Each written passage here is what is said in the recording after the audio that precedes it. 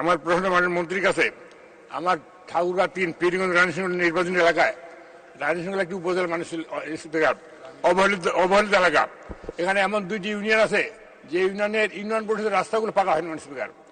এই ইউনিয়ন পরিষদের সঙ্গে রাতর একটি ইউনিয়ন, সেইখানে ইউনিয়ন পরিষদ আছে, স্বাস্থ্য সেবা কেন্দ্র আছে। এই ইউনিয়নের 3 কিলোমিটার রাস্তা এই ইউনিয়ন পরিষদের মানুষ যাবে, সেই রাস্তাটি পাকা হয়নি মানুষ স্পিকার, এবং এটা কোনো প্রকল্পের মধ্যে অন্তর্ভুক্ত হয়নি। আমাদের গ্রেটার দিনাজপুর যে প্রকল্প আছে সেটার মধ্যে নেই মানুষ স্পিকার। আমি তাই মাননীয় মন্ত্রীকে অনুরোধ করব, বিশেষ করে ইউনিয়ন পরিষদে যাওয়ার জন্য যে বিশেষ করে বয়স্ক ভাতা, বিধবা ভাতা, আবার নিবন্ধন, এই কাজগুলো করবার জন্য জনসাধারণকে ইউনিয়ন পরিষদে যেতে হয় মানুষ স্পিকার।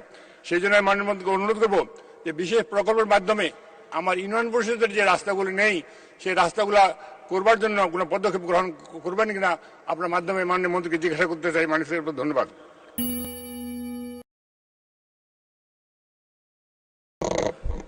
মাননীয় স্পিকার, আমাদের মাননীয় প্রধানমন্ত্রী বাংলাদেশকে উন্নত বাংলাদেশে লক্ষ্যমাত্রায় পৌঁছানোর জন্য একটি পথনকশা তৈরি করে আমাদের নির্দেশনা দিয়েছেন, এবং সেই নির্দেশনা অনুযায়ী বাংলাদেশের সকল প্রকল্পগুলো প্রণয়ন করা হচ্ছে। বিশেষ করে স্থানীয় সরকার মন্ত্রণালয়ের মাধ্যমে গ্রামীণ অবকাঠামো সহ আরও অনেকগুলি অবকাঠামোগত নির্মাণ কাজ চলে। তো এখানে কোনো উপজেলা এবং কোনো জেলাকে বাদ দিয়ে আমরা বিভাগীয় প্রকল্প নিয়েছি, জেলাওয়ারি প্রকল্প নিয়েছি। অতএব কোনো উপজেলা বাদ দেওয়ার কোনো কথা না।